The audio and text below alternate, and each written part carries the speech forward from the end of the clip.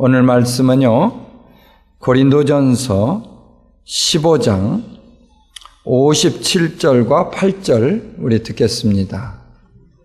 우리 주 예수 그리스도로 말미암아 우리에게 이김을 주시는 하나님께 감사하노니 그러므로 내 사랑하는 형제들아 견고하며 흔들리지 말며 항상 주의 일에 더욱 힘쓰는 자들이 되라. 이는 너희 수고가 주 안에서 헛되지 않은 줄을 알미니라. 아멘.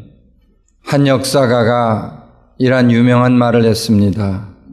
인류 역사에 있어서 가장 큰 사건은 세 가지이다.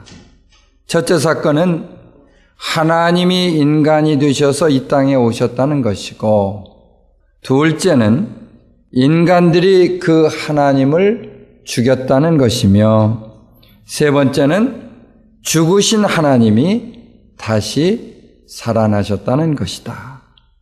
이러한 사실을 생각해 볼 때 예수를 믿는 우리들은 그 누구보다도 복된 사람이다 하는 사실을 생각해 볼 수 있어요. 그 이유는 우리가 믿는 예수가 죽음을 이기고 부활하셨기에 영원한 생명의 부활을 기대할 수가 있으며, 세상 사람들과 달리 죽음 이후에 대한 확실한 소망을 가지고 살아갈 수 있다. 할렐루야. 본문에 주시는 말씀을 보면요, 세상에 있는 것들에 미혹받은 채 살아가던 고린도 교회 성도들을 권면하는데 그 목적이 있습니다.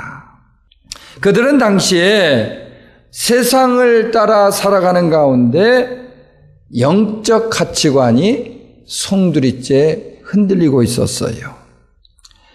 신앙 자체가 아주 흔들리는 그런 모습을 보였던 것입니다.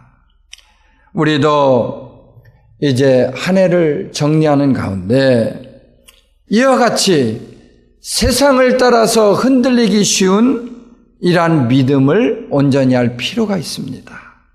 이민 생활에 많은 어려움이 있다 할지라도 세상 것에 연연함으로 우리는 흔들리지 말아야 되겠다. 아멘입니까? 주님은 우리에게 흔들리지 말고 주의 일에 헌신할 것을 말씀하고 있는데, 우리의 수고가 결코 헛되지 않을 것이며 나아가서 열매를 맺게 되리라 말씀을 하십니다. 이는 곧 주님이 우리에게 이김을 주셨기 때문에 이러한 이김을 확신함으로써 능력 있게 살아가라 하는 교훈의 말씀이 되는 줄로 믿으시면 한번 아멘 하시기 바랍니다. 우리 첫째로 볼 수 있는 내용이 있는데요, 주님은 유혹을 물리치게 하는 능력이 되신다, 그런 말씀이에요. 한번 우리 또 저를 따라 하십니다. 주님은 유혹을 물리치게 하는 능력이 되십니다. 아멘. 고린도전서 15장 12절로 19절에 보면 만일이라는 단어가요 5번이나 등장을 하고 있어요. 만일이라는 이 가정법을 사용해서 예수님의 부활의 절대성을 말씀을 하고 있습니다. 만일 주님이 부활하지 않으셨다면 우리의 믿음은 헛것이 되고 우리 모두는 거짓말쟁이가 된다.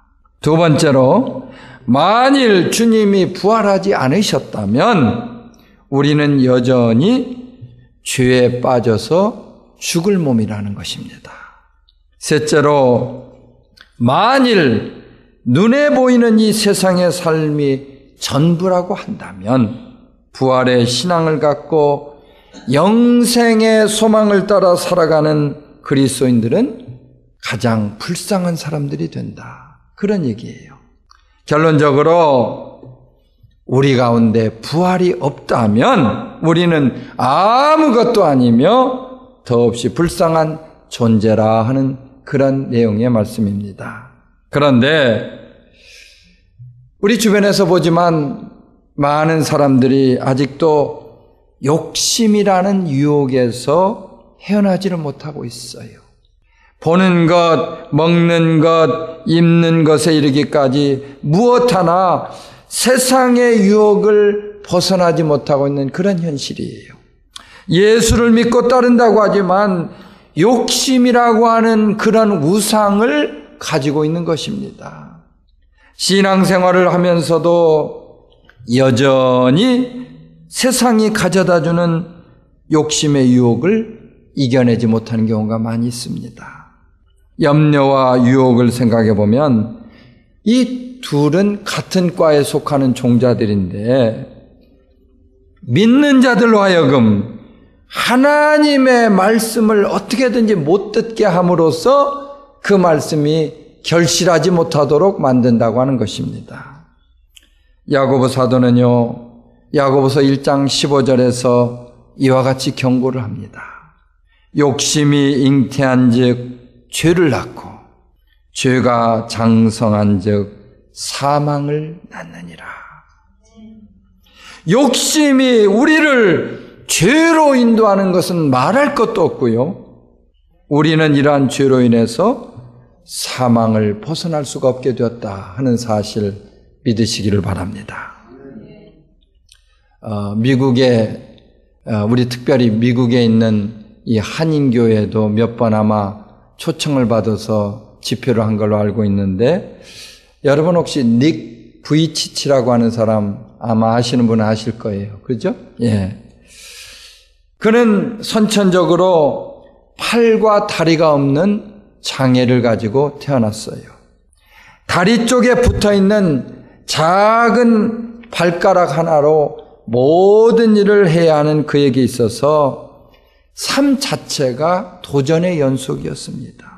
그러나 그는 이러한 자신의 불편한 삶을 통해서 수많은 사람들에게 희망을 전해주는 희망 전도사로 거듭나게 됩니다. 언젠가 호주 시드니 지역에 연합 기도회가 있었는데 그곳에 강사로 초청을 받았습니다. 그는 모든 그 모인 사람들에게 제가 꼭 들려줄 말씀이 있습니다 하면서 작은 그 발가락으로 힘겹게 성경을 넘겼는데 그가 바로 넘긴 곳은 시편 23편이었습니다. 저는 어렸을 때부터 하나님을 만났습니다. 그러나 아이들은 저를 보고 놀려댔고 다른 아이들이 쉽게 하는 일도 저에게는 엄청난 도전이 되었지요. 평생 이렇게 살아야 한다는 것이 너무도 절망적이어서 자살을 시도했던 일도 있습니다. 하지만 그런 저에게 하나님이 말씀을 주셨어요. 여호와는 나의 목자시니 내게 부족함이 없으리로다. 아멘.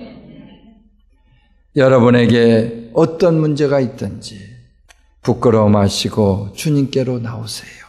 주님은 우리의 아픔과 슬픔을 모두 아십니다. 팔다리가 없는 저였지만 진리를 알게 되는 그 순간 저는 모든 것에서 자유함을 받았습니다. 사랑하는 성도 여러분, 우리는 세상으로부터 찾아오는 욕심의 유혹 가운데 자유할 수 있어야 합니다. 사도 바울은 에베소서 4장 22절에서 이렇게 권면을 하고 있습니다. 너희는 유혹의 욕심을 따라 썩어져가는 구습을 따르는 옛사람을 벗어버리고, 아멘 합시다. 아직도 예수를 믿기 전에 옛사람이 즐기던 욕심을 벗어버리지 못한 채 살아가고 있습니까? 세상에서 즐기던 습관에 노예가 되어 있느냐, 그런 말씀이에요. 우리는 결코 두 주인을 섬길 수가 없는데 세상을 섬기든지 주님을 섬기든지 양자택일을 해야 합니다. 더 이상 세상에 묶이지 않으려면 예수를 통해서 세상의 미혹을 떨쳐버려야 되겠다는 그 말씀이에요. 예수는 우리에게 있어서 세상을 이기는 능력이 되는 줄로 믿으시면 아멘 하시기 바랍니다. 그러한 이유로 우리는 오직 예수를 통해서 세상의 유혹을 떨쳐버리고 우리 모두 새롭게 태어날 수 있어야 합니다. 우리 사랑하는 성도님들마다 이 시간 나에게 삶의 모든 길에서 이김을 주시는 예수의 능력을 힘입으시고 새로운 한 해를 아름답게 준비할 수 있게 되기를 예수님의 이름으로 축원합니다. 두 번째로 주님은 죄를 이기게 하는 능력이 되신다, 그런 말씀이에요. 한번 또 따라 하실까요?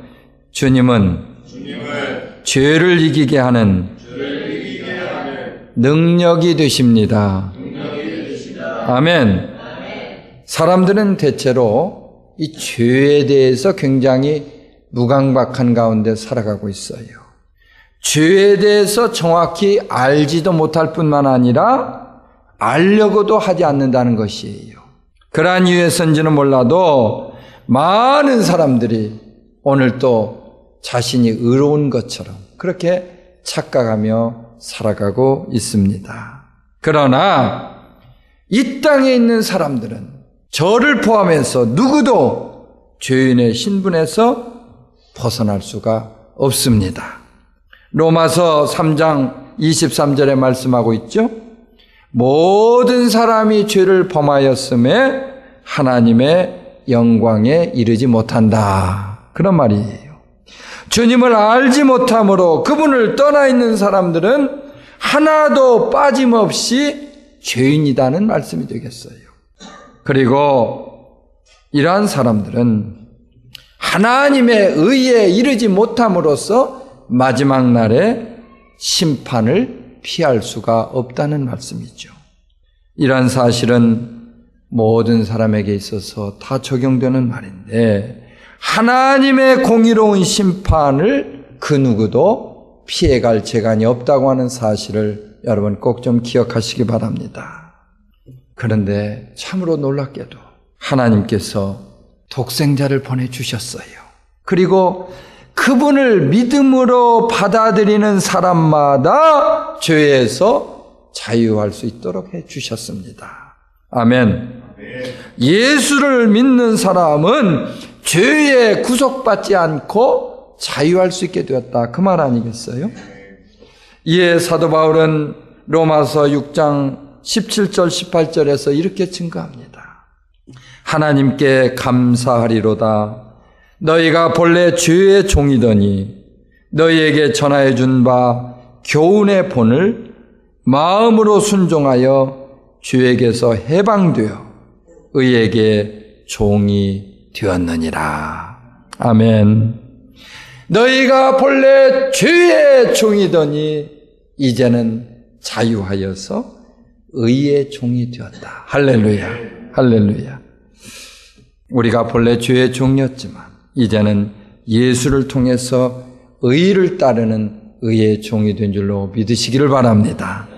한마디로 얘기하면 예수 안에 거함으로써 우리의 신분이 완전히 바뀌어졌다, 그 말 아니겠어요? 예.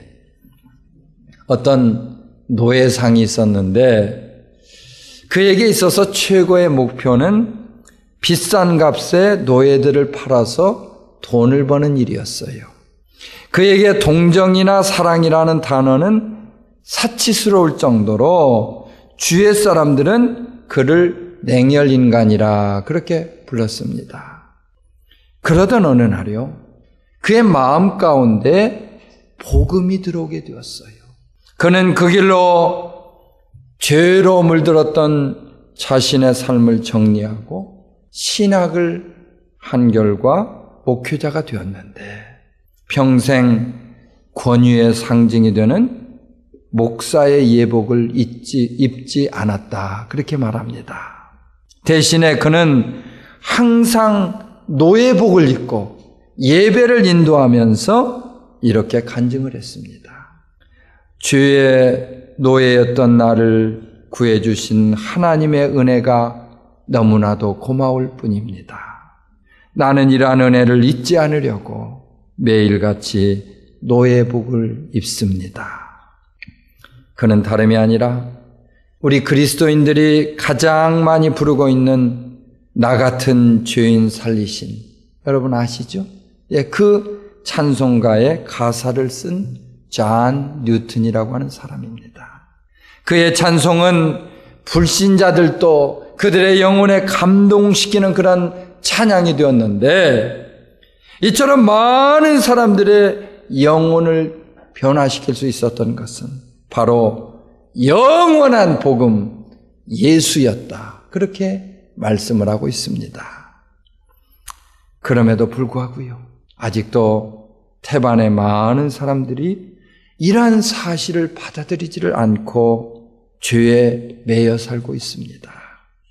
그토록 권면을 하지만 교회에 나오는 일에는 관심조차 갖지 않고 있다는 말씀이에요.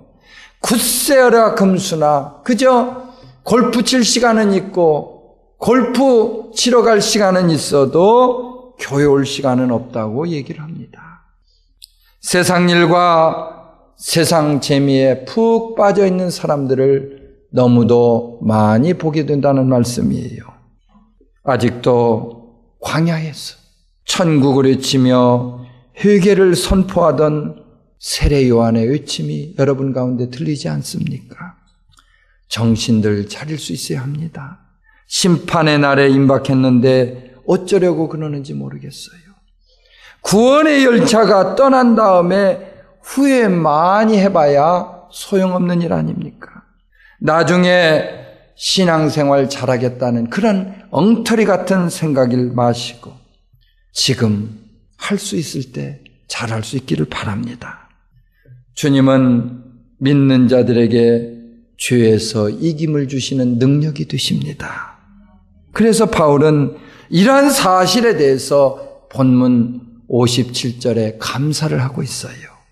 우리 주 예수 그리스도로 말미암아 우리에게 이김을 주시는 하나님께 감사하노니. 할렐루야. 우리에게 이김이 되시는 하나님을 감사하고 있었다는 말씀이에요. 세 번째로 주님은 의를 따를 수 있는 능력이 되십니다.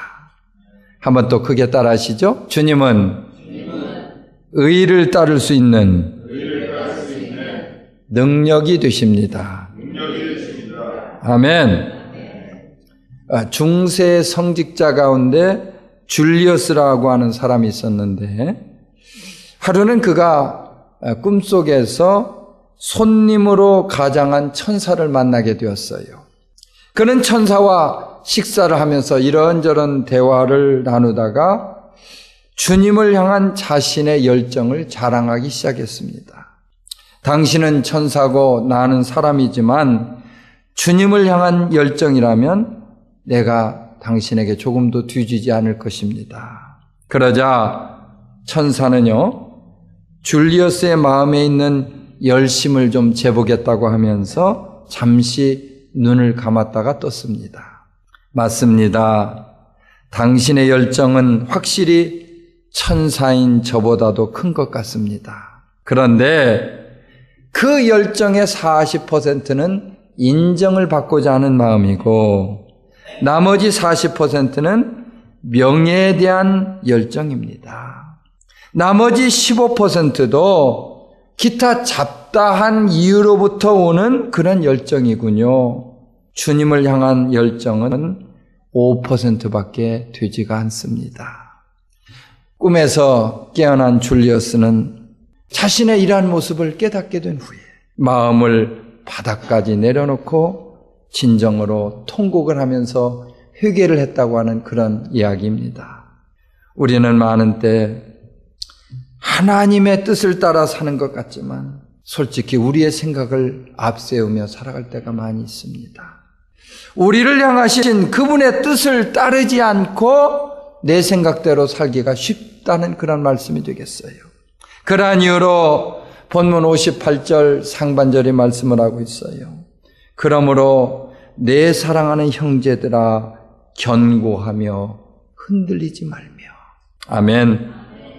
우리에게는 온전한 소망이 있기 때문에 이보다 가치 없는 것 때문에 흔들려서는 안 되는 거예요.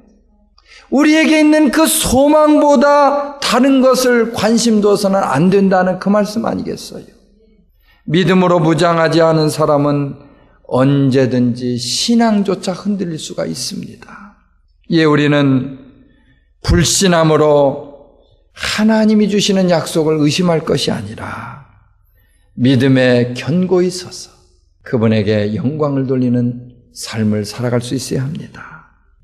하나님의 다시 말해서 그분의 온전하신 뜻을 이루며 선한 사업에 헌신해야 되겠다는 그런 말씀이에요.